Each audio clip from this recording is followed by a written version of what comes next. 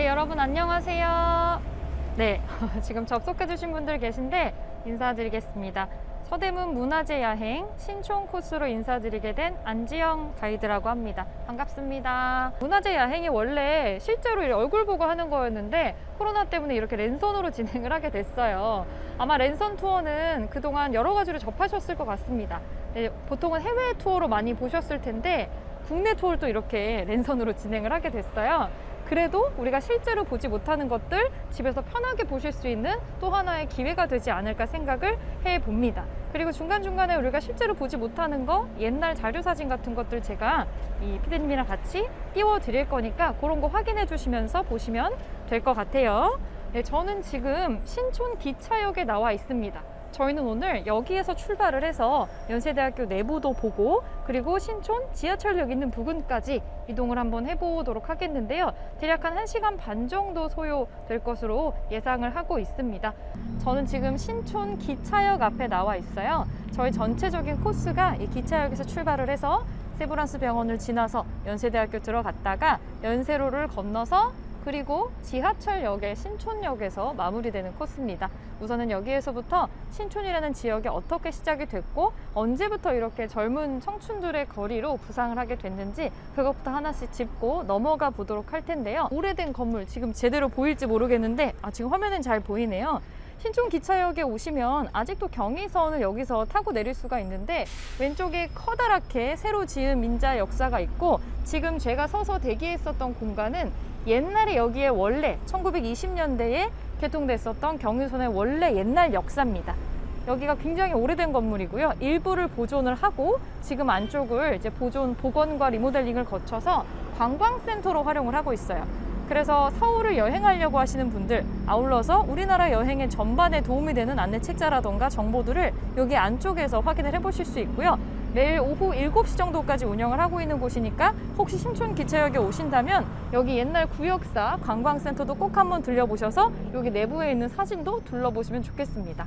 네, 여기서 또 제가 또 보여드릴 게 있는데 이 신촌역이 1921년에 경의선이 개통되고 나서 나중에 추가적으로 교통의 중심지가 되면서 여기로 사람들이 이제 모여들기 시작을 하거든요. 이 경의선이 개통되면서부터 집중도로 사람들이 모여드는 통로가 되고 또 여기 안쪽에 학교들이 세워지잖아요. 연세대학교, 이화여자대학교, 서강대학교 그리고 조금 건너편으로 추기예술대학교나 명지대라든지 이런 대학들이 모이는 통로가 되면서 사람들이 되게 많이 모여드는 데가 돼요.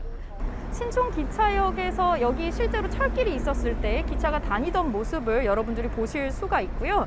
요게 이제 몇십 년이 지나고 나서 여기가 구도심까지 성장을 하고 난 다음에는 많은 사람들이 거쳐가는 역으로 변모를 또 하게 됩니다.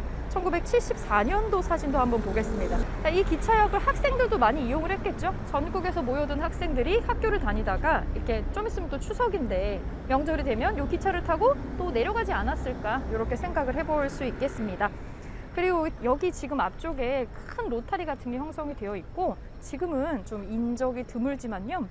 저기 앞쪽에 박스케어라고 이 컨테이너 박스 묶어놓은 것처럼 생긴 데 보이시죠? 박스케어.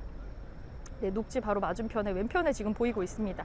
이 박스케어가 몇 년 전에 불과 한 3, 4년 전까지만 해도 없었던 곳인데 원래는 여기 앞쪽이 거의 30년 가까이 노점상들이 엄청 많이 있었어요. 기차가 서는 곳이기 때문에 당연히 사람들이 먹거리라던가 이런 거를 이제 판매하는 노점상들이 많이 있었겠죠. 그런 것들이 엄청 많았는데 사실 이게 좀 위험하니까 왜냐면 노점을 하려면 포장마차에 LPG 가스통 같은 거 옆에다 두게 되잖아요. 그런 게 실제로 너무 위험했기 때문에 요거를 경관 정비도 하고 안전을 조금 추구할 겸 해서 한 곳에 안전하게 이제 공간을 마련을 해 주신 거예요. 그래서 지금 박스케어라는 저곳은 여기 주변에 산발적으로 퍼져 있었던 노점들이 다 안쪽으로 입점을 해 계시고 사실 처음에는 많이들 걱정하셨어요. 여기가 사람들이 왔다 갔다 하는 길목이기 때문에 가게를 만들었던 건데 저 안으로 들어가면 사람들이 오겠냐 이런 여러 가지 문제점도 있고 그랬는데 특이한 건 요즘에는 여기 안쪽에 왜 요새 청년 창업가들 많이 있잖아요. 청년 사업가들을 저기 안쪽에다가 많이 입점을 시키셔가지고 같이 상생하면서 새로운 경관을 같이 만들어내고 있어요. 그래서 약간 저거 자체가 하나의 관광지로서도 지금 기능을 하고 있습니다. 코로나 때문에 지금 많이 어렵지만 여러분들이 나중에 이 단계가 낮춰지면 여기 앞에도 꼭 오셔가지고 옛날에 여기서 장사하셨던 분들도 들어가 계신 분들이 있거든요. 그런 것들 한번 살펴보셨으면 좋겠고요.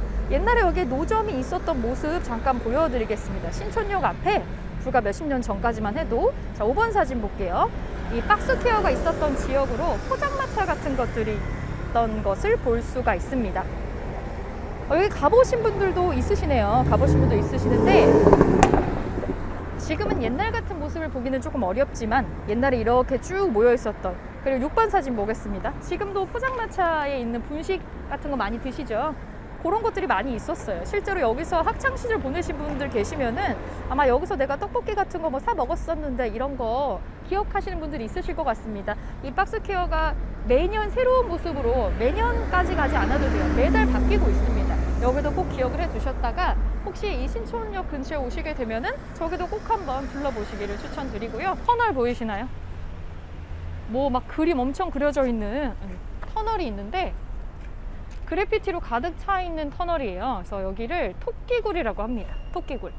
이걸 처음에 정식 명칭으로 그렇게 부르진 않았었는데 이제 여기에 이런 그림들이 그려지고 좀 유명세를 타게 되니까 그냥 여기를 정식으로 토끼굴이라고 명칭을 이제 구에서도 정해서 여기를 지금 관광적으로 좀 활용을 하고 있고요. 지금 우리가 이 신촌 여행을 하는 거의 주제가, 야행의 주제가 청년이잖아요. 청년. 젊은이들의 어떤 새로운 문화. 그걸 가장 대표적으로 보여주는 것 중에 하나가 이 길거리의 벽화 작업들, 그래피티라고 들어보셨죠? 그게 아닐까 합니다. 약간 끌어오르는 어떤 그런 요구, 청춘의 어떤 요구들을 그림의 예술로 활용하기 시작했던 게 그래피티의 시작인데 2000년대 초반쯤에 저도 약간 기억이 나요. 되게 길거리에 엄청 많이 그려졌던 시기가 있었어요. 근데 이걸 사람들이 있을 때 그릴 수는 없으니까 이제 밤에 새벽에 와가지고 작업을 하고 가는, 근데 이게 단순하게 그림이라기보다 뭐 정치를 풍자하는 내용도 들어가 있고 젊은이들의 어떤 그런 시각을 보여주는 것들을 막 작품으로 만들었던 게 있는데 여기가 터널 형태니까 그리기가 좀 좋았던 거예요. 그래서 이게 청년들이 모여가지고 그림만 그리는 게 아니라 여기서 약간 뭐 술도 먹고 그렇게 했겠죠. 옛날엔 약간 처치곤란한 그런 느낌이 좀 없지 않아 있었는데 아예 그냥 여기를 정식으로 그래피티를 할 수 있는 곳으로 정해버린 거죠. 그래서 허가를 내주신 거예요. 지금도 이 그래피티를 추가로 작업하시는 분들은 허가 받고 들어가서 그림을 그릴 수 있다고 하고, 다만 이제 사람들이 통행하는 시간을 피해서 밤 11시에서 새벽 5시 사이로 심야 시간으로 원래 정식으로 그리는 시간이 따로 있대요. 그래서 지금 여기에 그래피티를 이렇게 쫙 조성을 할 때 이 신촌과 서대문구를 드러내줄 수 있는 역사적인 인물이나 내용 같은 거를 포함한 그래피티를 같이 그려놓고 있습니다. 저희가 이 토끼굴을 통과해서 반대쪽으로 나가볼게요. 이 토끼굴을 쏙 지나면 빠르게 세브란스 병원으로 넘어가는 육교가 있는 쪽으로 건너서 나올 수가 있어요. 자, 이제 육교를 건너가 볼게요. 자, 육교가 그렇게 길지는 않아서 금방 건널 수가 있고요. 제가 이제 오른쪽으로 세브란스 병원을 끼고 내려가고 있습니다. 여기 50대, 60대 분들은 신촌 했을 때 가장 먼저 떠오르는 랜드마크가 뭐냐고 했을 때 당연히 연세대학교도 생각이 나시겠지만 세브란스 병원도 가장 먼저 떠오르실 것 같아요. 그 정도로 신촌을 가장 뭔가 의미 있는 도심처럼 느껴지게 하는 거대한 랜드마크가 바로 세브란스 병원이 아닐까 합니다. 병원의 세브란스는 이 병원 건물을, 이 부지를 매입하고 건물이 세워질 수 있게 했었던 거대한 기부금을 투척해 주셨던 미국의 사업가 존 세브란스의 이름을 따서 세브란스 병원으로 짓게 됩니다. 세브란스 병원이랑 연세대학교는 사실 원래 출발은 조금 다르게 갔었어요. 시기가 비슷하고 이거를 만든 사람들도 거의 같은 라인에 들어가 있는데 원래는 따로따로 존재는 했었습니다. 사실 이 병원도 원래 위치는 여기가 아니고 그 서울역 앞에 남대문 쪽에 있었어요. 송내문 쪽에 있었던 건데 나중에 여기에 부지를 매입하고 들어오게 되는 거라고 생각하시면 됩니다. 이 세브란스 병원의 출발점, 우리나라 최초의 서양식 병원의 이름 제중원이라는 곳이 있었는데요. 제중원은 백성을 구하는 집이라는 뜻으로 우리나라 최초의 서양식 병원으로 알려져 있습니다. 최초의 서양식 의학을 하는 곳이지만 이제 한옥 양식으로 지어진 건축이 있었고요. 지금 보여드리는 사진은 이 신촌에 있었던 건물이 아니라 처음에 있었던 제중원은 저기 인사동 안쪽에 제동이라고 있어요. 그쪽에 있었어요. 사대문 안쪽에 있었는데, 참고로 말씀드리면 저희가 지금 걸어다니는 신촌은 옛날에 여기는 사대문 안쪽이 아니었어요. 한양이 아니라 한양의 바깥쪽에 있는 곳이어서 엄밀히 따지면 서울이 아닌 곳에 있었고, 처음에 제중원은 사대문 안쪽에 위치해 있던 것이 나중에 근대화되고 부지를 크게 매입하면서 신촌 쪽으로 이전했다라고 보시면 됩니다. 이 제중원을 세우는데 가장 큰 공을 세운 사람, 그래서 지금 여기 세브란스 병원 안쪽에 들어가면 본관 4층에 이분의 이름을 딴 기념관이 있어요. TV나 이런 걸 통해서도 많이 보셨을 것 같은데, 알렌이라는 분이 있습니다. 알렌. 이 알렌이라는 분이 선교사들 중에서도 비교적 일찍 우리나라에 넘어온 1세대 선교사예요. 알렌을 시작으로 해서 무수히 많은 선교사들이 넘어오게 되는데, 이분도 원래는 의료 선교사예요. 그러니까 의수를 갖추고 있는 선교 목적으로 온 사람인데, 이 선교에 대한 우리나라의 거부감이 좀 있다 보니까 그거는 숨기고 궁중의 의사로만 활약을 하면서 이제 우리나라 정부하고 좋은 쪽으로 접촉을 좀 많이 하려고 했었던 거죠. 그때 이 알렌이라는 분이 큰 일을 하나 치르시게 되는데, 여러분 지금 서대문 야영 참여하신 분들 중에서 잠깐 갑신정변 얘기도 들으셨던 것 같은데요. 우리 뭐 급진개혁파, 온건개혁파 이런 거 있었잖아요. 역사 배울 때. 이 갑신정변에서 우리나라 최초의 우체국이었던 우정총국에서 이제 테러 같은 거가 이제 발생이 돼서, 거기에 명성황후의 조카였던 민영익이라는 분이 칼에 거의 13번 이상 찔려가지고 치명상을 입어요. 이거는 외상이잖아요. 그때 우리는 이걸 꿰매는 식의 어떤 의술은 없었기 때문에 이분은 그냥 놔두면 100% 죽었겠죠. 근데 또 왕실의 뭐 조카다 보니까 뭐 난리가 나서 이거 치료할 수 있는 사람 누가 있냐? 그때 우리나라에 들어와 있었던 외국 고문이 이거 잘 치료하는 서양 의사가 있다라고 추천이 돼가지고 알렌이 들어가서 이걸 목숨 걸고 고쳐가지고 요거를 해내요. 만약에 고쳤는데 이 사람이 죽었다 그러면 그때 이후로 개신교 우리나라에 못 들어왔을 텐데, 기적적으로 우리 눈엔 정말 죽을 사람인데 바늘로 꿰매고 옷 비우는 것처럼 그랬더니 이 사람이 살아난 거예요. 여기에서 우리나라 정부는 알렌을 엄청나게 신뢰를 하게 되고, 이게 약간의 논란이 있어요. 이게 끝나고 나서 받은 사례금이 얼마다라는 논란이 있는데, 우리나라 돈으로 아무리 못 잡아도 최소 50억 이상입니다. 굉장한 돈을 받았던 거죠. 엄청난 돈을 딱 받아들고 고종의 신임도 딱 얻고 나서 그때 알렌이 딱 건의했던 게 서양식 의술을 할 수 있는 병원을 세워야 된다. 그렇게 해가지고 그 다음에 바로 만들어진 게 제중원입니다. 그러니까 처음에 제중원은 알렌의 건의로부터 사실은 창설될 수 있었던 게 가장 큰 원인이 있었던 거죠. 그래서 제중원이 출발하게 된 역사적인 인물로 여기 안쪽에 알렌 기념관이 있어서 고종 황제가 실제로 알렌에게 내려줬었던 비단옷 같은 것도 진열이 되어 있고요. 역대 세브란스 교장 선생님들 초상화 같은 것들도 전부 다 볼 수가 있습니다. 이 알렌이 나중에 뭐 미국의 외교관 역할을 겸하게 되면서, 사실 이분이 이 미국에 있는 본토 선교사들 분들한테는 굉장히 욕을 많이 먹었어요. 왜냐면 선교를 메인으로 하지 않고 딴 걸 많이 해서. 그렇지만 미국 정부에서는 많이 지원을 받았던 인물이기도 합니다. 우리나라의 뭐 금광 채굴권, 철도 부설권 이런 거 미국에 넘어가는데 가장 결정적인 역할을 한 게 또 알렌이었기 때문에, 이게 약간 알렌에 대한 평가의 명과 암으로 나뉘는 부분이기도 해요. 알렌의 이름을 좀 기억해 주시고, 이 알렌 이후에 여기에서 또 괄목할 만한 어떤 업적을 이루신 분 중에는 에비슨이라는 분이 있어요. 에비슨이라는 분이 여기에 넘어오셔서, 알렌이랑 시기는 조금 다른데 이 제중원이 세브란스로 나중에 바뀌게 되었을 때쯤에 넘어오셔가지고 여기를 크게 정착시킨 분이에요. 에비슨이라는 분은 단순히 병원으로서만 기능하는 게 아니라 의학교를 세우는 데 굉장히 큰 공적을 갖고 계신 분이고요. 여기에서 이분이 실제로 학생들을 지도하면서 우리나라 최초로 서양 의사를 길러내기도 합니다. 1908년에 이 세브란스 1회 졸업생들이 나오게 되는데, 그 7명이 우리나라 최초의 서양 의사가 됩니다. 자, 연세대학교 앞으로 왔습니다. 연세 유니버시티라고 써있는, 그리고 유명한 연세 마크가 있고요. 되게 해리포터 기숙사 마크 같이 생겼는데 1885년이라고 써있어요. 물론 이 연대에 대해서는 약간의 이견이 있지만, 이 연세대학교를 세웠다고 전해지는 창립자, 또 언더우드라는 선교사가 있어요. 그 언더우드라는 선교사 분이 넘어와서 활동을 했었던 그 해를 기점으로 하고 있습니다. 이분이 85년도에 넘어오셨어요. 85년도에 아펜젤러라는 분 들어보셨을 거예요. 나중에 정동에서 배제학당 설립하시는 분인데, 같이 넘어오셔가지고 학교를 원래 연세라는 이름으로 세웠던 건 아니고요. 처음에는 자기 집에서 고아들을 모아다가 이제 선교, 종교도 전파하면서 얘네들을 양육하면서 교육을 같이 했었어요. 거기에다가 이제 뭐 언더우드 학당이라고 부르기도 하고 여기다가 경신학교라는 이름을 붙였었는데, 그러면 출발이 1885년, 86년으로 올라가는 거예요. 그러다가 처음엔 애들이 소년들이니까, 그러니까 중고등학교 정도의 교육 수단이었는데 여기에서 더 나아가서 대학교를 만들고 싶어 했어요. 언더우드라는 분은 우리나라엔 대학이 꼭 필요하다라는 생각을 갖고 계셨던 분이기 때문에 옆에 배제학당이랑 그런 학당들을 종합적으로 모아서 대학교, 이걸 다 모아가지고 대학을 표방할 수 있는 그런 장소를 만들고 싶어 하셨고, 결국에는 요게 확대가 되어서 1915년에 연희 전문학교가 생기게 됩니다.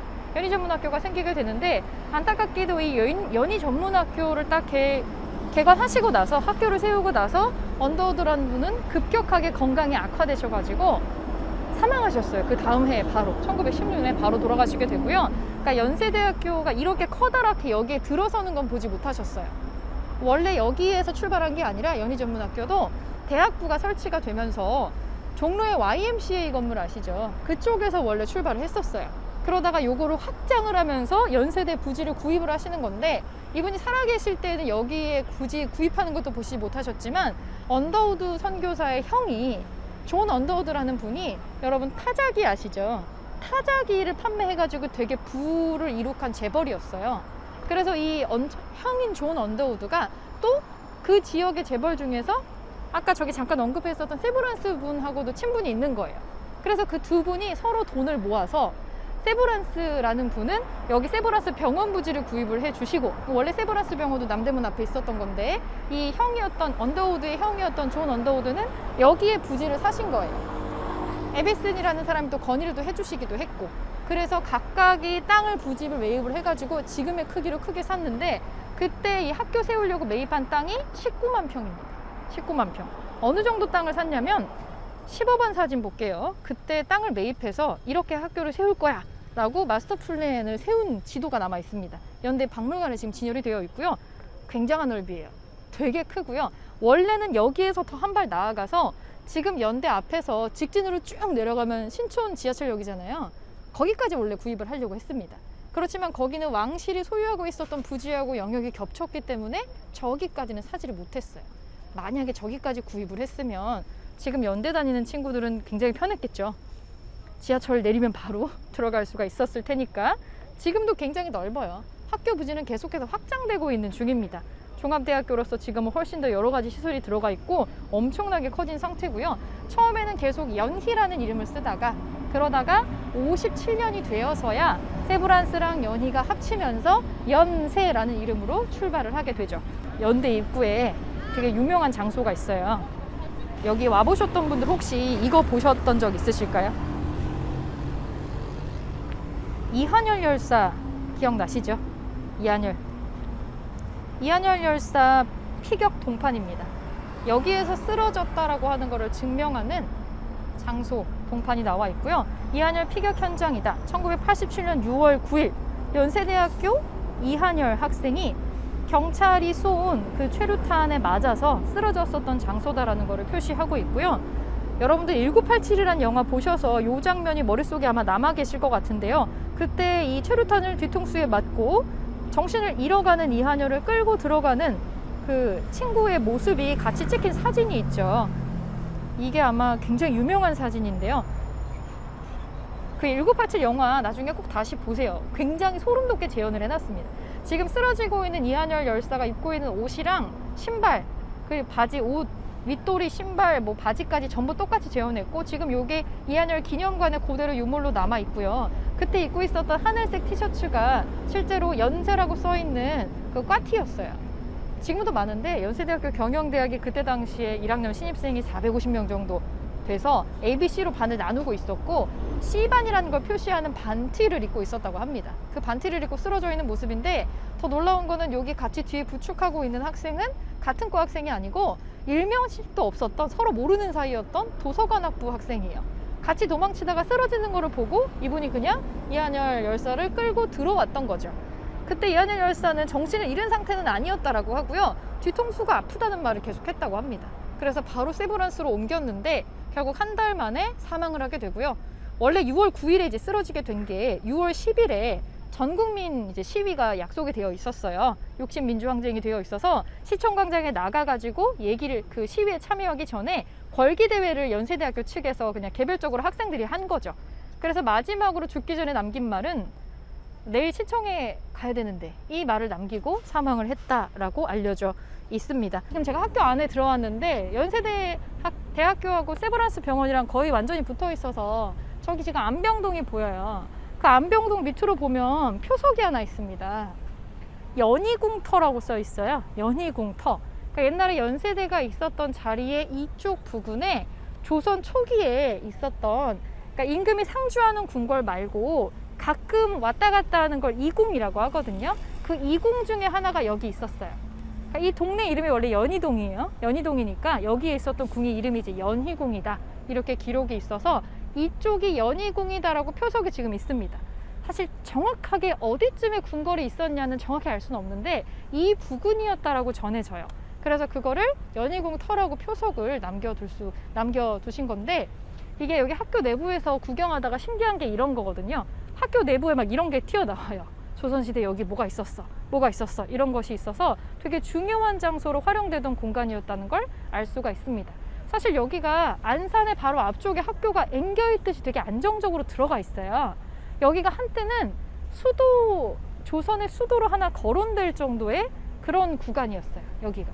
근데 왜 여기가 처음에 우리가 생각하는 그런 한양이 되지 않았냐면, 학교는 충분히 들어올 수 있는데 여기를 수도로 삼기에는 그렇게 넓진 않았기 때문에, 그래서 지금 우리가 알고 있는 경복궁 쪽에 그쪽 지역으로 넘어가게 됐지만 여기도 한때는 수도로 거론될 정도로 기운이 되게 좋은 자리였다, 이렇게 볼 수가 있겠죠. 크게 100주년 기념관이 들어가 있고요. 연세대학교 100주년 기념관. 엄청 오래된 거죠. 대학교 중에 거의 처음으로 지어지다시피 했기 때문에.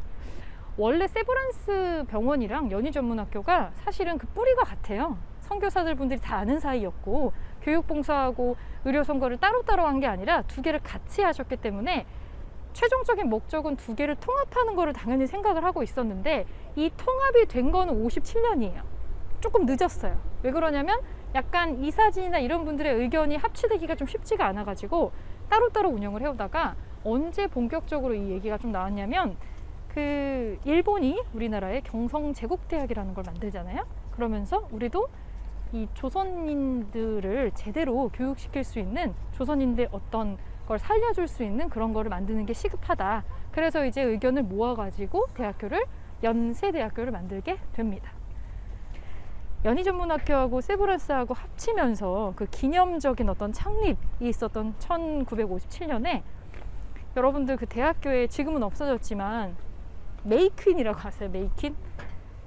미녀들 뽑는 거 있잖아요. 가장 예쁜 그런 5월에 어떤 여왕을 뽑는 그런 행사, 외국에 있었던 걸 그대로 들여온 게 있는데, 그때 처음으로 첫 메이퀸을 여기서 뽑았어요. 근데 되게 여왕 대관식이라 그래서 되게 화려하게 입은 여학생이 이렇게 앉아 있고, 그 왜 우리나라 궁중에서 연회 같은 거 할 때 궁녀들이 막 춤추는 거 있잖아요. 실제로 이 메이킹으로 뽑힌 여성이 앉아 계시고 밑에 300명의 궁녀 분장한 분들이 춤을 췄대요. 진짜년처럼. 약간 여왕대관식이었기 때문에 앉아 계시고 그 밑으로 궁녀 역할 맡으신 분들이 막 이제 돌면서 춤추는 그런, 이게 나중에 좀 문제가 됐어요. 좀 문제가 돼서 여성을 너무 상품화한다 이런 것 때문에 나중에는 없어지기는 했는데, 굉장히 신기한 광경이었고, 연세대도 마찬가지고 그 메이킹 행사로 제일 유명했던 거는 이화여대. 이화여대는 메이킹 행사를 표를 판매까지 했었는데 표 구하는 게 엄청 힘들었대요. 진짜 인기가 많아서 지금으로 따지면 사전 예매 같은 거 하고 가야 될 정도로 막 암표도 돌아다닐 정도로 굉장히 이 대학교 그 메이킹 행사가, 그때 당시엔 그런 게 없었잖아요. 일반 시민이 다 같이 참여할 만한 여기에 있는 신촌의 대학교 축제들이 시민들의 어떤 그런 여가를 즐길 만한 축제였던 시발점이 되지 않나, 그런 생각을 또 해볼 수가 있겠고요. 이한열 동상이라는 게 마련이 되어 있어요. 저기 위에 꼭대기에 이한열 열사를 기리는 비석이 남아 있습니다. 저기 위쪽으로 좀 올라가 보겠습니다. 이쪽으로 보실게요. 여기 지금 소술대문처럼 연세 역사의 뜰이라고 되어 있는데, 연세대학교가 위치한 이곳이 조선시대에는 한때 궁이 있었던 자리이기도 하고 궁궐과 더불어 또 어떤 궁이랑 조선시대 왕실과 관련된 뭔가가 지금 마련되어 있는 곳이었어요. 왕실의 부지들이 많이 섞여 있었습니다. 여기에 뭐가 있었냐면 이쪽에 옛날에 여기에 제가 아까 처음에 말씀드렸던 제중원, 제중원이 원래 이름이 광해원이죠. 광해원이라고 언급이 되어 있고 여기에 수경원이 있었다라고 또 되어 있습니다. 수경원은 뭐냐? 여러분 영조 임금님 아시나요?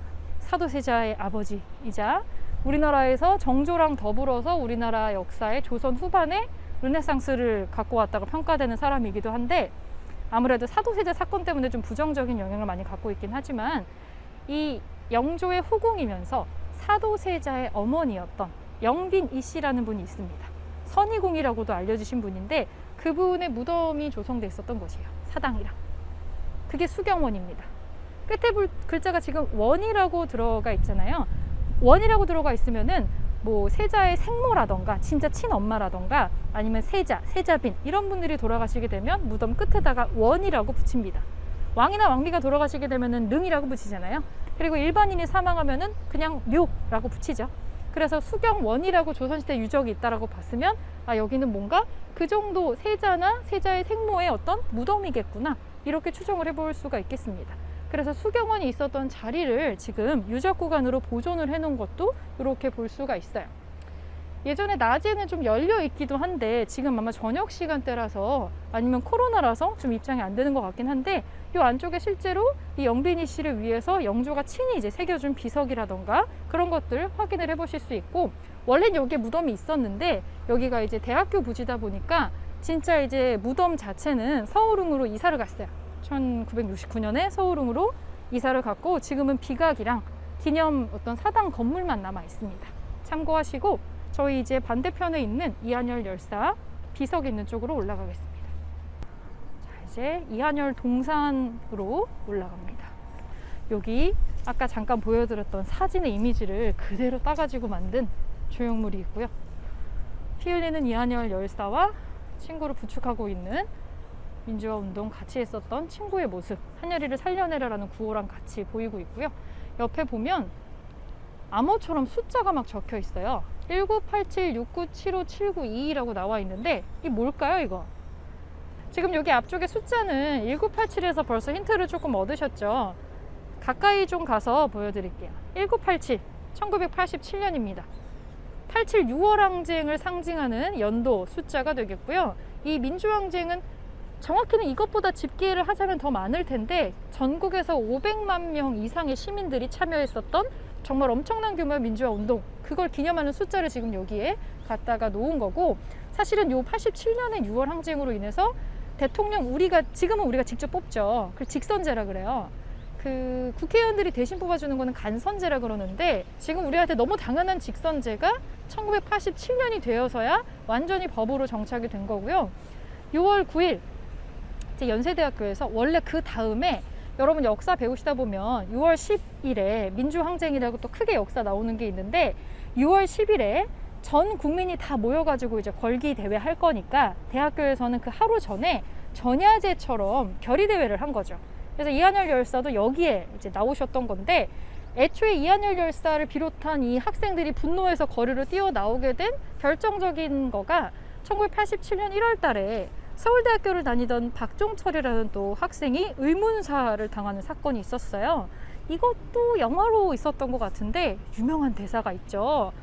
탁 하고 책상을 쳤더니 억 하고 죽었다라는 되게 황당한 사의 발표로 인해서 실제로는 고문치사로 죽었다라는 게 또 신문사 기자의 어떤 탐문 수사로 인해서 밝혀지게 되어서 이 사건이 알려지고 나서 거의 자기 또래잖아요. 박종철 열사 같은 경우는. 그래서 대학생들의 굉장한 분노를 일으키게 됐고 그래서 여기 연세대학교 학생들도 6월에 이제 그런 박종철 열사의 죽음을 이제 증명을 해라, 이걸 설명해라 라는 거를 요구를 같이 하면서 크게 걸기 대회를 일으켰던 거죠. 근데 아까 말씀드렸다시피 최루탄을 머리에 맞고 쓰러지고 세브란스로 바로 옮겼지만 의식불명 상태로 한 달 가까이 있다가 결국에는 사망하시게 됩니다. 자, 7월 5일이 사망 날짜예요. 7호는 사망하는 날짜가 되겠고요. 부검을 한 결과 뒤통수에 최루탄이 그냥 꽂힌 거예요. 이게 사망의 직접적인 원인입니다. 그리고 이 사망이 발표되고 나서 사흘 정도 지난 뒤에 7월 9일에 시민들이 이제 난리가 났죠. 이 사망을 했으니까 이 이한열 열사의 희생을 애도하고 이 장례식은 국민장으로 치러야 된다. 그래서 이 학생의 장례식이 정말 어마어마한 규모로, 사진을 보면 약간 이거 뭐 월드컵 장면 같은 거 아니야? 라고 착각할 정도의 인파가 모여들어서 국민장으로, 이 열사의 민주 국민장이 거행된 날짜가 또 7월 9일입니다. 그리고 뒤에 22, 그때 사망했을 당시에 이한열 열사의 나이가 숫자로 또 기록이 되어 있습니다.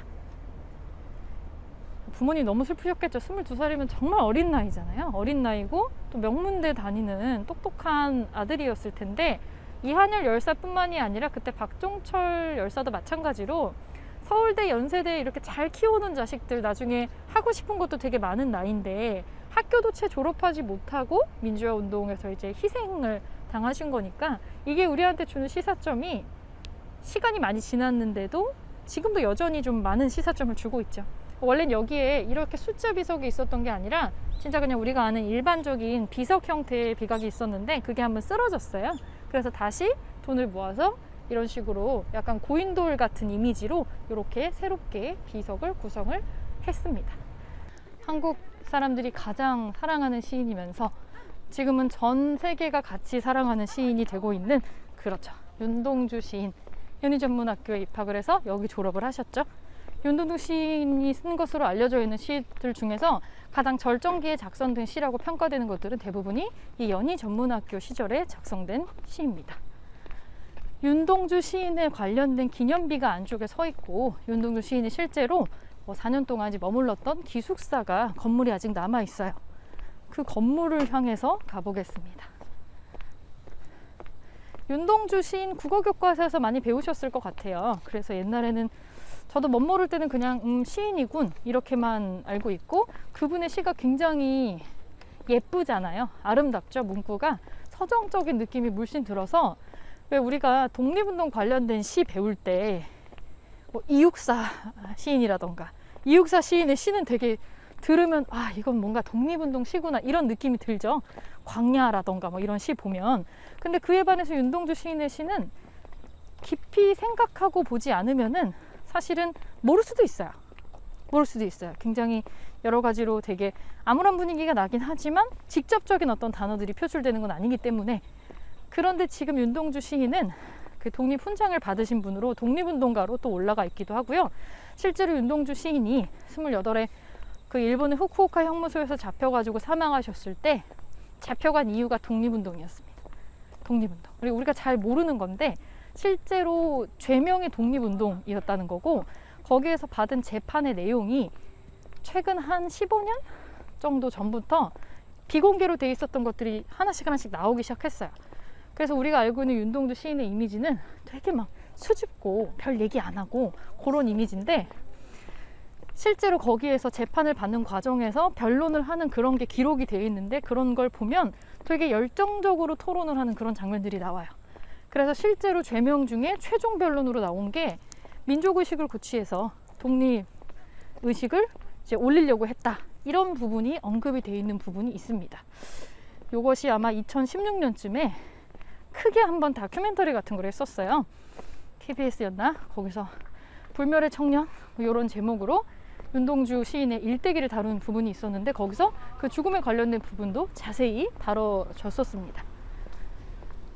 윤동주 시인이 원래 태어난 거는 우리나라 내부가 아니라 간도라고 아시죠? 간도, 저기 북간도, 저쪽에 만주 이쪽, 지금 우리나라 국경에 들어가 있지 않은 곳이에요. 윤동주 시인은 간도 이민 4세대입니다. 그래서 북간도 쪽에서 태어나셨고 20살까지 거기서 살다가 대학교 입학을 위해서 이쪽으로 넘어오신 거예요. 윤동주 시인이 대학교 입학을 할 때 아버지하고 할아버지의 반대가 엄청 심했다고 하고요. 문과대학 입학하려고 해서, 문과 나오면은 신문 기자밖에 더 되냐, 그래서 법대나 의대를 가라 이렇게 얘기를 했는데, 윤동주 시인의 뜻이 엄청 확고해서 진짜 대학교 진학 때문에 집에 맨날 물그릇 밥그릇 날라다닐 정도로 굉장한 분란이 있었다고 해요. 결국엔 부모님이 지신 거죠. 그래서 결국에 그냥 입학을 허가를 해주시고, 윤동주 시인의 인생에서 어떻게 보면 제일 행복했던 시기가 바로 여기를 다녔던 4년 동안입니다. 가장 안쪽에 언더우드의 뜰이라는 곳입니다. 볼 때마다 엄청 예쁘다라는 생각을 많이 하고 있는데 너무 예쁩니다. 저기 막 담쟁이 동굴 같은 게 지금 다 휘감고 있어서 한국 말고 약간 영국이나 이런 데 와 있는 것 같은 기분이 드는데, 여기 언더우드, 창립자 언더우드의 동상이 있습니다. 언더우드도 젊은 청년일 때 여기에 와서 정말 혈혈단신으로 넘어와가지고 대단하지 않나요? 이 조선이라는 나라에 대해서 사람들이 아는 게 거의 없을 때예요. 정말 선교를 하겠다라는 목적으로 넘어와서 자기 돈을 들여가면서 고아원 차려가지고 사람들 교육시키고 학교 세우고, 이거는 정말 종교를 떠나서 희생정신이 들어가 있어야지만 가능한 일이라고 봅니다. 어떤 뭐 특정 종교라든가 그런 걸 옹호하는 게 아니라 그런 마음이 있었기 때문에 여기서 그런 활동을 하지 않을 수 있었을까, 그런 걸 좀 생각을 해보고요. 이 언더우드 가문이 이분 이후로도 이 아들의 아들까지도 전부 다의 연대랑 관련이 깊으세요. 여기서 다 교수를 지내신 분들이 많으시고, 재미있는 거는 이분 한국 이름이 원두잖아요. 이분의 자녀분들이 전부 한국 이름이 있답니다. 원시로, 돌림자로 한국 이름을 가지고 있어요. 비슷하게 같이 넘어왔었던 아펜젤러라는 분이 또 있습니다. 저기 정동에 가시면 배제학당을 세우신 분인데, 오늘날의 배제대학교의 모티브가 되는 학교죠. 그분들의 자녀분들도 여태 이 배제학교하고 배제학당이랑 연관된 일을 하시고 있다고 합니다. 우리나라 교육 역사에서 굉장히 중요한 어떤 특징을 갖고 있다고 볼 수 있겠죠. 자, 이제 저희가 이 윤동주 시인이 기숙사에 살았다는 기록이 있는데요. 윤동주 시인이 살았던 기숙사 쪽으로 넘어가 보겠습니다. 어우, 건물 너무 예쁘다. 윤동주 시인이 기숙사로 이제 들어가서 살았던 건물이 핀슨관이라는 곳이 있습니다. 핀슨관. 그 핀슨관 건물이 지금도 남아 있어서 작년에 2020년에 이 핀슨관을 대대적으로 수리 공사를 해서 윤동주 시인을 살펴볼 수 있는 기념관으로 바꿔놨어요. 그래서 이 핀슨관이 현재는 윤동주 기념관으로 불립니다. 윤동주 시인이 원래 집이 간도 그 만주 쪽에 있는 용정이라는 곳이었기 때문에, 명동촌이라는 데가 있어요. 그쪽에서 원래 살았기 때문에 여기까지 내려와서 학교를 다니는 거는 거의 유학에 가까웠겠죠. 그래서 기숙사에서 주로 생활을 하셨고요. 학교에 대한 윤동주 시인의 평가가 몇 가지가 남아있는 게 있어요. 그래도 이 연희 전문 학교가 우리말로 뭔가를 쓰고 읽고 배울 수 있는 그런 장소여서 나는 좋다, 이런 식으로 해놓은 부분이 있는데, 41년도에 졸업을 3개월 일찍 당겨서 하시고 일본으로 유학을 가십니다. 실제로는 졸업하던 해에 자기가 대학 시절 썼던 시들을 19번 정도 묶어가지고 시집을 간행하려고 했었는데 주변에서 다 말렸어요. 그때 1941년이 한국말 쓰지 마라, 조선말 전면 금지가 내려져 있던 때라서 조선말로 쓴 시집을 출간하는 게 굉장히 위험하다고 주변인들이 다 만류해가지고 결국에 시집 출간은 못하게 돼요. 자, 제 뒤쪽에 있는 불 꺼진 건물, 저 예쁘게 생긴 건물이 핀슨관입니다. 여기 약간 3층에 뿍 솟아있는 게 이제 3층 다락방 같은 게 있어요. 저 3층이 실제로 윤동주 시인이 머물렀던 방으로 알려져 있고, 지금은 여기가 원래는 이렇게 좀 방치돼 있었었는데 여기가 작년에 전면 개조가 돼가지고 안쪽이 윤동주 기념관으로 바뀌었습니다. 그리고 윤동주 시인과 관련된 어떤 물품이나 이런 것들을 2013년에 유족들이 다 기증을 해가지고 그걸 바탕으로 여기 내부를 리모델링을 해서 이걸 배치해가지고 전시관으로 쓰고 있고, 3층에 실제로 시인이 머물면서 시를 썼다고 추정되는 장소는 강연장으로 바꿔놨습니다. 저희가 지금 들어갈 수가 없으니까 내부 모습을 잠깐 보여드리면 굉장히 예쁘게 지금 만들어져 있는데, 실제로 저기의 창문을 통해서 바깥쪽을 보면서 시를 썼다라고 알려져 있고 작품을 썼다라고 알려져 있는데, 이때 창문 밖을 보면서 3층에서 확실하게 썼다라고 생각되는, 이거는 시는 아니고 산문인데요. 달을 쏘다라는, 윤동주 달을 쏘다 뭐 이런 제목으로 연극도 있고 그랬었죠. 되게 미남이라는 평이 많습니다. 미남자. 그리고 이 윤동주 시인의 시가 일본에서 굉장히 인기가 많은데, 이 윤동주 시인의 시를 읽게 된 계기가 이 사람의 사진에서부터 출발했다라고 나옵니다. 정갈한 미남, 이라는 표현이 자주 언급이 되게 되고요.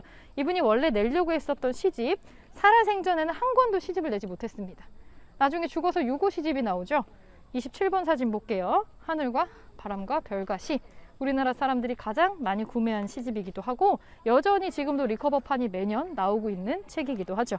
그래서 아름다운 우리말로 쓰여진 시가 되겠고요. 윤동주 시인을 높이 평가하는 이유 중에 하나가 되게 대놓고 드러내놓고 독립을 언급하는 시를 쓰진 않았지만 일본어를 자유자재로 구사했음에도 불구하고 단 한 편의 일본어 작품이 없습니다. 일본어로 절대 시를 쓰지 않았고 아무런 작품을 집필을 하지 않았어요. 모든 작품은 전부 우리 글로만 작성이 되었다라는 점이 또 이분을 민족 시인으로 평가하는 하나의 이유가 되겠고, 이 시집이 원래 없어질 수도 있었는데 출판을 못하고 나서 자기가 자비로 3부 정도 시집을 만들어서 한 부 자기가 갖고 다른 한 부는 스승님 주고 나머지 한 부를 자기가 가장 믿었던 지인에게 줘요. 5살이 어린데도 되게 많이 통했던 정병욱이라는 친구분이 있습니다. 이분 나중에 국문학자 되시는 분이에요. 정병욱 서로 나이가 차이가 많이 나는데도 존댓말 쓰면서 굉장히 친하게 지냈다고 하고요. 이 윤동주 시인이 시를 쓰면은 자기 시를 누구한테 보여주면 누가 이제 이건 이렇게 고쳤으면 좋겠어 이럴 때도 있잖아요. 그런 의견을 수용하진 않으셨는데 유일하게 시에 대해서 뭔가 얘기를 했을 때 그걸 수용한 사람이 그분의 의견을 수용했던 분이 이 정병욱이라는 분이에요. 실제로 정병욱 선생님의 의견을 받아들여가지고 고친 시들도 있습니다. 별 해는 밤이라는 시 아시죠? 거기에 그러나 이후부터 그때부터 나오는 부분은 정병욱 선생님의 조언을 받아들여가지고 추가한 부분으로 알려져 있어요. 그래서 이 정병욱이라는 분이 시집을 잘 간직하고 있다가 윤동주 시인은 일본으로 가고 나중에 1940년대가 되면 또 태평양 전쟁 때문에 일본인들이 우리나라 학생들 다 징집해가죠.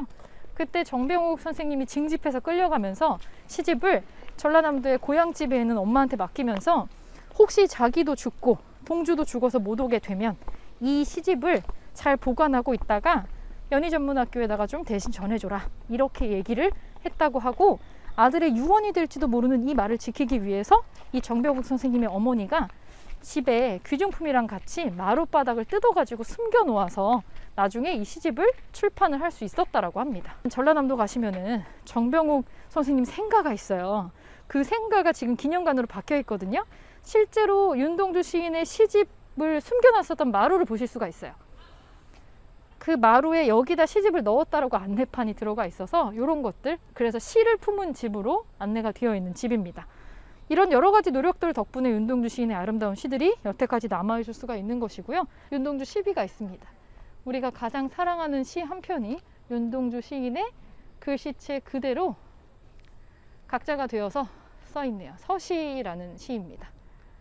이 시가 영어로도 번역되어서 영어권의 학생들에게도 낭독회가 많이 열렸는데 무슨 의미인지는 정확히 모르지만 이 시인이 말하고자 하는 어떤 그런 느낌이 언어나 민족을 초월해서 사람의 마음을 뭔가 움직이는 게 있다, 아름답다 라는 평가를 주로 듣고 있고요. 그래서 지금은 여러 가지 언어로 번역이 되어서 활발하게 전 세계로 알려지고 있는 중입니다. 연세로라고 알려져 있는 중앙 메인 거리에 들어서고 있습니다. 여기 앞쪽에 조금 더 가까이 가서 좀 보여드릴게요. 저기 앞에 지금 불이 켜져 있는데 독수리 약국이라고 있어요. 독수리 약국이라고 있고 위에 불이 안 켜져 있지만 독수리 다방이라고도 나와 있는 데가 있거든요. 연세대학교 학생들이 독다방이라고 불렀던 곳인데 여기가 다방 문화가 또 이제 연대 학생들하고 빼놓을 수 없는 그런 문화의 중심지가 된 곳이기도 하죠. 옛날 독수리 다방 사진 볼게요. 71년에 출발을 해서 어쨌거나 아직도 명맥을 이어가고 있는데 어제 또 연대 다니셨던 분이 증언을 해주시기를 옛날에 이제 휴대폰 없고 이런 시기에는 저 독수리 다방 1층 앞에 포스트잇 붙여놓는 게시판이 있었대요. 그래서 어디 몇 시에서 누구랑 만나 이런 거를 포스트잇을 붙여가지고 서로 그런 걸 아날로그로 확인을 했다. 이런 식으로 많이 나와 있고요.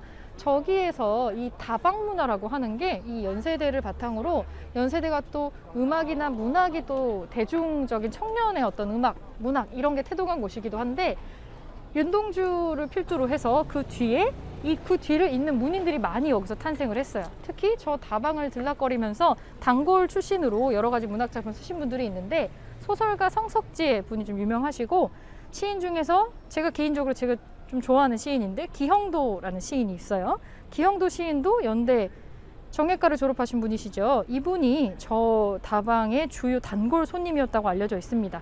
36번 기형도 분 사진 잠깐 볼게요.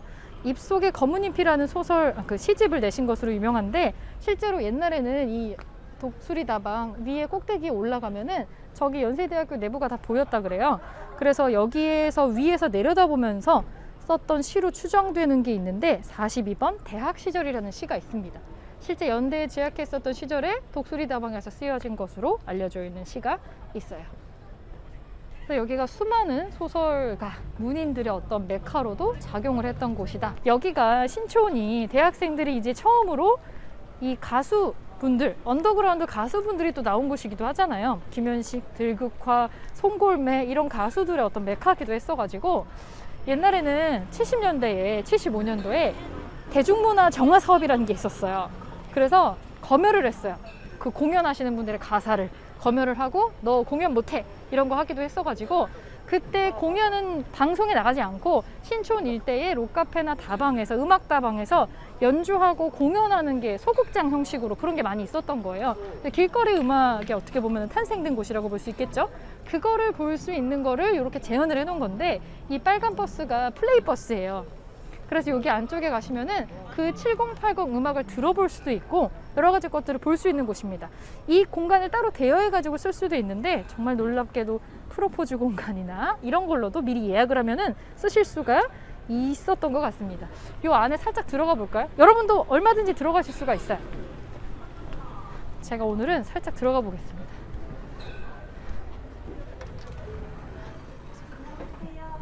네, 플레이버스 내부고요.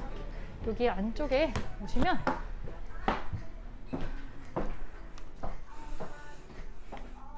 정말 버스처럼 생겼고 여기 앉아서 쉴 수 있는 공간이 있고 그때 당시에 그 음반 같은 것들을 볼 수 있고 여기 보시면은 실제로 음악 들어볼 수 있어요. 음악 들어볼 수 있게 지금 여기 넘겨가지고 들어볼 수 있게 돼 있고 여기 보면은 그 베스트 뮤직이라고 해서 여기 CD 번호가 다 되어 있습니다. 그리고 여기서 내가 듣고 싶은 음반이 있으면은 요거 꺼내달라고 말씀하시면은 요거 다 들어볼 수 있어요. 그래서 옛날 추억의 노래 여기서 다 들어보실 수가 있고 지금 음악을 들을 수 있는 스팟이 4군데 정도 이렇게 마련이 되어 있고요. 여기 보면 그 신청을 받아서 미처 수록하지 못했었던 신규 주문 앨범들이 또 있어요. 그래서 여기에 보면 아이유 비교적 최근 가수 것들도 들어와 있습니다. 이제 시간이 지나면서 이분들 것들도 역사 속의 어떤 노래로 나오는 것 같고요. 여기도 신기한 게 그 요새 VR 체험 같은 거 많이 하시잖아요.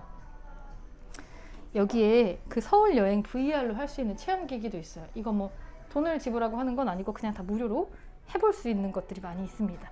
여러분들 여기 지나가시다가 저거 뭐지 하고 궁금하셨던 분들 함부로 들어가면 안 될 것 같아가지고 망설이셨던 분들은 여기 들어오셔가지고 이런 거 해보셔도 됩니다.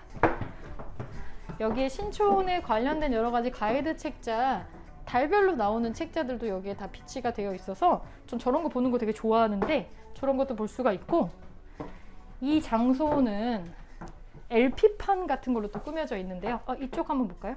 여기에 LP판 같은 것들도 이런 식으로 데코가 되어 있어요.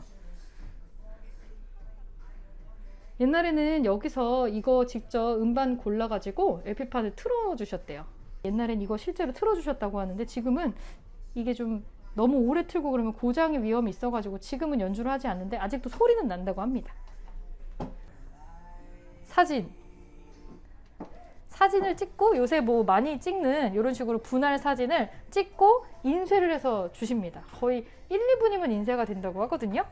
지금 여기 안내해 주시는 분이 지금 여기 계시고요. 여기 이용 시간 어떻게 되나요? 저희 이용 시간은 화요일부터 일요일까지 오전 11시부터 저녁 9시까지 운영하고 있습니다. 화요일부터 일요일까지 오전 9시부터 오전 9시부터? 오후 11시부터 11시? 네, 오전 11시부터 오후 9시까지 오전 11시부터 밤 9시까지 운영하신답니다. 그러니까 여러분들이 생각보다 여기 들어와 볼 수 있는 시간이 좀 길어요. 요거 참고하셔가지고 저 사진 찍는 거 돈 내나요? 아니요, 저희 여기 사진 찍는 거나 VR 체험 다 무료입니다. 여기 전체 체험이 무료입니다. 여기 오셔가지고 기념사진 같은 거 요거를 찍어보시고 하면은 조금 더 의미가 있겠죠. 지금 코로나 때문에 사람들 많이 안 오죠. 네, 사람도 많이 줄었기도 하고 저희가 코로나 이후로 이쪽 안심전화 출입 관리부터 이제 체온 체크까지 다 진행하고 입장하고 있습니다. 네, 맞습니다. 전 오늘 촬영차 잠깐 생략했지만 원래는 여기에 그런 거를 다 장비도 있고 손소독제도 있어서 안전하게 하실 수가 있고, 혹시 사람 많아지고 그러면 여기서 선생님이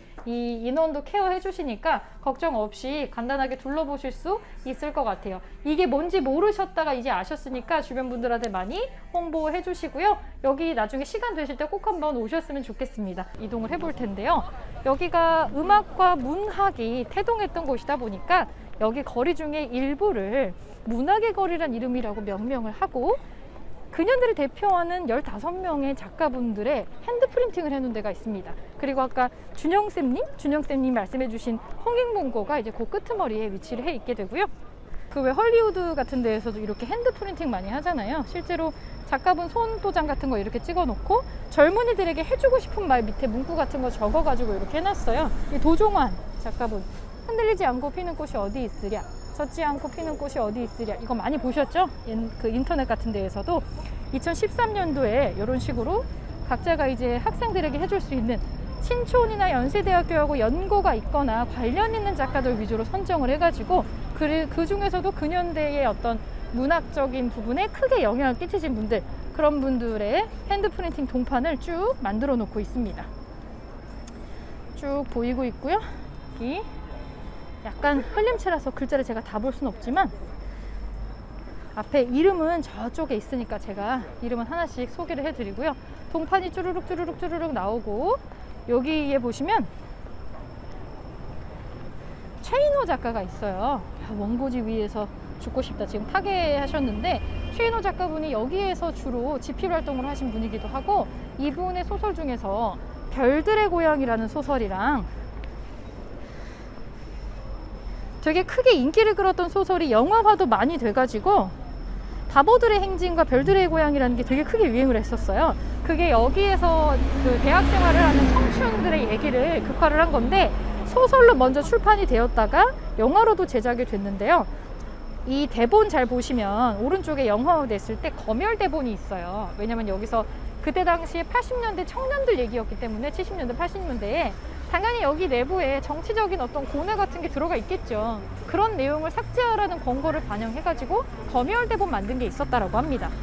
이거는 우리랑 약간 시대가 너무 차이 나는데 하는 분들도 있으실 텐데, 여러분들 응답하라 1994 드라마 보셨죠? 그 응사 시리즈의 배경이 되는 데가 또 여기 신촌입니다.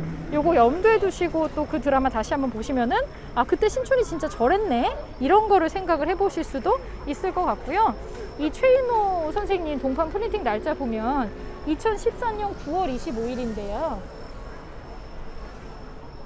8월 25일이죠? 8월 25일인데 이거 핸드 프린팅 하시고 나서 한 달 있다가 타계하셨어요.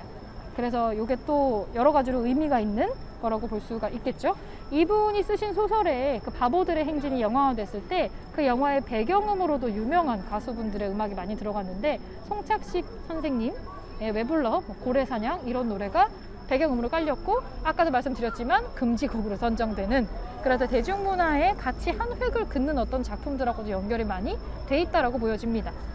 그리고 요 문학의 거리 뒤쪽으로 지금 운영 시간이 끝나가지고 불이 꺼져 있지만 작년쯤에 리모델링이 크게 됐죠. 재작년인 것 같습니다. 재작년 리모델링이 됐었던 홍익문고 건물이 있습니다. 아마 신촌을 왔다 갔다 하셨던 분들이면 여기서 책 한 권쯤 사보신 분들이 있으실 것 같은데 1957년에 열었어요. 1957년에 열었으니까 우리나라에서 제일 오래된 서점 중에 하나고요. 가업으로 2대째 연결해서 운영을 하고 계신다고 합니다. 여기가 운영이 되게 어려웠었던 적이 있었는데 홍익문고가 사라지는 것을 원치 않았던 사람들의 어떤 여러 가지의 관심으로 인해서 아직까지도 지금 유지가 크게 되고 있고요. 여기서 되게 유명한 작가분들이나 특이한 행사를 되게 많이 해요. 제가 2019년이었던 것 같은데 2019년에 여기서 여러분 베르나르 베르베르라는 작가 아시죠? 그분의 사인회가 있었어요. 제가 그분 팬이어가지고 저도 여기 근처에 인근의 대학원에 지금 다니고 있는데 수업을 받다가 뛰쳐나와서 줄을 1시간을 서서 신나게 사인을 받았던 기억이 있습니다. 그래서 코로나 직전까지만 해도 굉장히 다양한 행사를 치렀던 곳이기도 해서 사실은 이 홍익문고가 대형 서점에 비해서 뭔가 가짓수나 이런 건 믿을 수 있지만 지금도 아직까지도 약간 이 학생들하고 소통하고 젊은 계층 또는 계층을 아우르는 소통의 장소로서도 기능하고 있다, 이렇게 보시면 되실 것 같고요. 지금 여기에 지금 젊은이들의 거리냐라고 물어보면 그렇다라고 대답하기는 좀 어렵지만 여러분들이 지금 누리시고 있는 어떤 어떤 청춘의 문화, 이런 것들을 만들었던 거리다라는 역사성을 여기에 부여해 볼 수가 있겠습니다. 네, 지금 야경을 계속해서 보시면서 오셨어요. 반짝거리는 야경을 보고 가끔 어떤 분이 표현하시기를 이게 우리가 인생에서 하나씩 점을 찍는 거나 마찬가지다라는 표현이 있기도 한데요. 우리가 찍은 점들이 이렇게 예쁜 야경이 되어서 역사와 함께 이렇게 빛나는 풍경을 만들어주고 있지 않은가 생각을 해봅니다.